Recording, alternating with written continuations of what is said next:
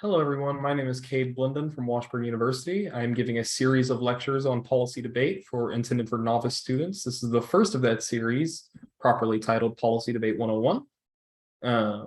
It's going to focus on just fundamentals of the activity, some of the history of the activity, how to properly execute and round research practices, et cetera, et cetera. But this video will focus on strictly the fundamentals and the background of what debate is and how it formed and why we do the activity, and a brief introduction into some of the mechanics of the activity as well. If my slideshow will work. All right, part one is the beginning. What is this activity? Why are we doing it? Other questions that might take a bit too long to answer, but I'm going to try my best to answer them here. What is debate? Debate is a competition between two different competing groups of nerds. It is not what you see on TV, such as the presidential debates or gubernatorial debates or any other like political form of argumentation. It's a research-focused activity that promotes in-depth understanding of particular topics where a judge, someone like a parent or a college student or your coaches would decide who did better, like from a speaking perspective, a technical perspective on like how arguments interact with one another and things such as that. What is the type of format of debate that we are doing? It's called policy debate. It's one of the most popular formats with national competitions that date back all the way to the 1940s and state competitions that go all the way back to the 20s at least. But there's a larger history of interscholastic debate that ranges back to the mid 1800s with certain Ivy League colleges and colleges more broadly. I just don't know them off the top of my head. This presentation, like I said, will attempt to explain the fundamentals of policy debate and introduce you to key things to remember as you begin to learn the art of arguing. What does a debate look like? Contrary to the presidential debates that we see on TV, competitive policy debate is structured. It has speeches and questioning times. It has year-long topics. It has educated judges from a variety of backgrounds that try to promote learning about how to research, argue, and understand these positions from different viewpoints. You'll never see a particular argument argued in the same way or responded to in the exact same way in two different debates, right? That it's a game of learning how individual ways of thinking operate and interacting with those ways of thinking and developing a better way of understanding the world. It also has rules in place that prevent debaters from being excessively rude or bad or interrupting one another, like we saw a lot of in 2020 and 2016. It's a much more of a structured activity that has a focused goal, I guess. Part two is the form of the game, the basic structure of policy debate, speaker positions and roles. What does a judge do? How do they adjudicate? What is the points of a resolution, etc.? Resolutions, what are they? Every year, the National Federation of State High School Associations, otherwise known as the NFHS, which is a term/website/organizational acronym you'll hear quite a bit, determines the resolution for the season. This is a proposal that, as it's aged throughout history, became the United States federal government deciding whether or not to do something in a vague area of domestic, such as within the United States, or foreign, outside the United States policy. For example, the resolution this year, all of the 2022-2023 resolution, is as follows. The United States federal government should substantially increase its security cooperation with the North Atlantic Treaty Organization in one or more of the following areas: artificial intelligence, biotechnology, or cybersecurity.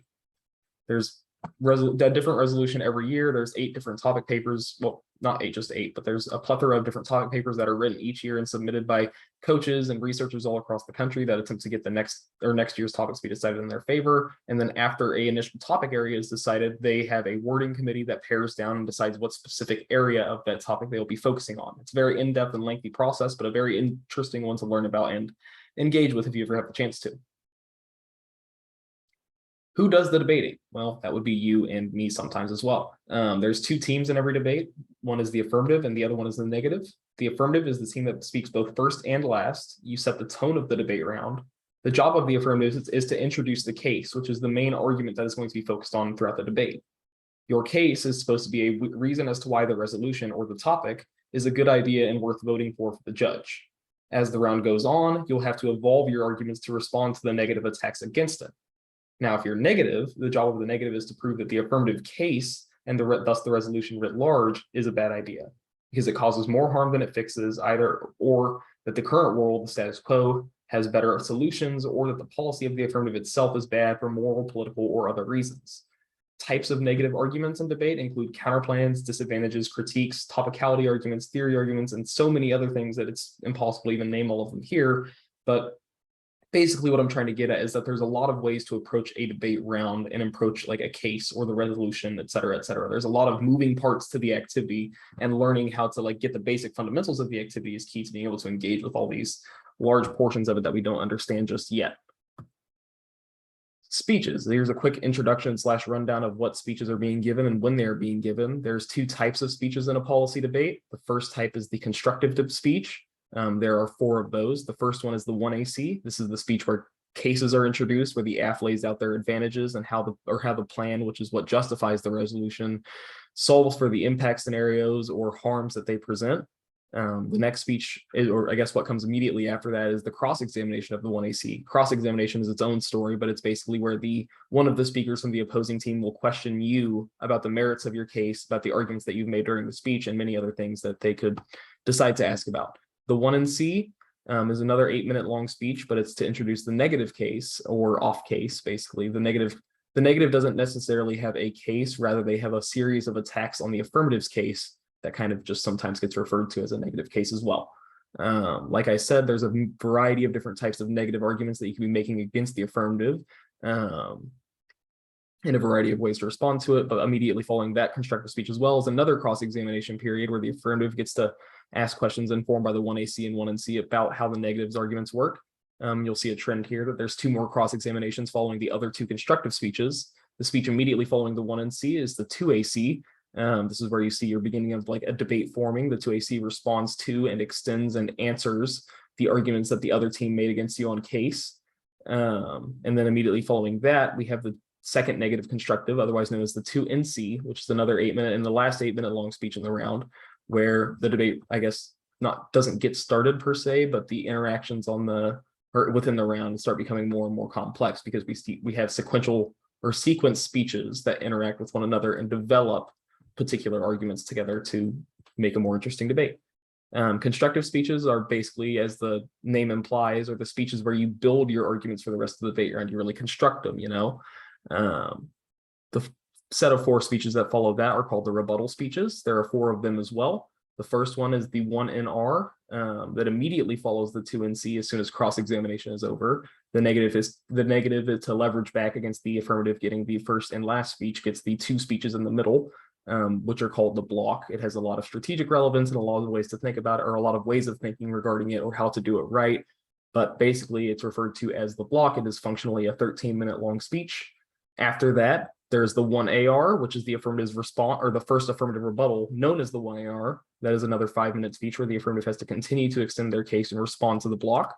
The 2NR is the negative's final speech, where they go for their most important pieces of offense and defense in the round and determine how the round is going to shake out for the affirmative as well. They make their final arguments, crystallize their impacts, and try to convince the judge why they are going to win. The 2AR has the affirmative doing the same thing, where they have to explain that the affirmative's case is still standing and is still a justifiable enough piece of argument that's worth or for the judge to vote for, either because it resolves things like the impacts of the 1AC, or that they have access to a piece of offensive arguments like a turn against a disadvantage or something like that. All of these terms will be explained as the presentations go on, but I'm just kind of throwing some jargon in there here and there in case you want to watch this back and see what I'm getting at. Functionally, rebuttal speeches are where you finally get to the point of like, it's a rebuttal, right? That you're supposed to be more actively focused on responding to arguments instead of making new arguments. This is the closing elements of the round. Each debater's final speech is a rebuttal. And you really have to like crystallize and storytell and explain to the judge why your team should be winning and why the other team should not be winning, consequently. So I guess overall, what is debating and how do you debate? You will defend the points that your team makes or refuting the arguments that your opponents create. You're always going to be doing 2 things at once in a debate round: defending yourself and attacking your opponent. It's kind of like a chess game or any other competitive style or game that you have, but you always have to be playing 2 defense and offense at the same time. The goal is to be replying to every single thing your opponent says, which gives them less of a chance to be successful because they must do more of the work to create good and logical arguments. If they get away with making an argument that you don't have a response to, it's considered a dropped claim or a dropped argument. In debate land, that means that the argument is going to be assumed to be true because there's no reason for it not to be, right? That if your opposing team makes an argument and you don't answer it, well, then that argument is assumed to be true in the context of debate and for the function of like arguments interacting with one another. So dropping arguments is a bad thing and something you want to avoid. And the way you avoid that is by like properly engaging with the debate round, taking good notes, et cetera, many things will be covered throughout the presentation series. Yeah, just don't drop arguments.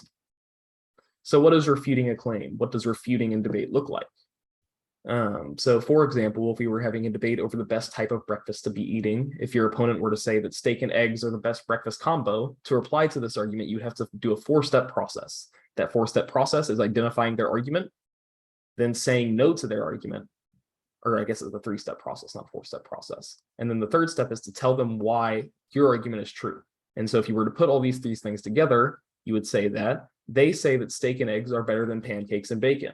I disagree with this because our arguments are supported by whatever logical or evidentiary claim that you would want to make to justify why pancakes and bacon are better than steak and eggs. But basically what I'm getting at is that you need to A, tell your judge what the opponent's argument is, 2, clearly articulate that you do not agree with this argument, and 3, explain why you don't agree with that argument and make it a point about the debate round. When you put all those 3 steps together, it gives you a reference to your opponent's claim, a clear statement that tells you which way the argument is going to be going, and clearly isolates where you disagree with one another. This creates the most fundamental concept to competitive debate, which is called clash, which is where 2 arguments interact with one another and force both teams to develop new ways of thinking and new ways of engaging with that argument to continue to make it offensive or worth debating about. Okay. What's more?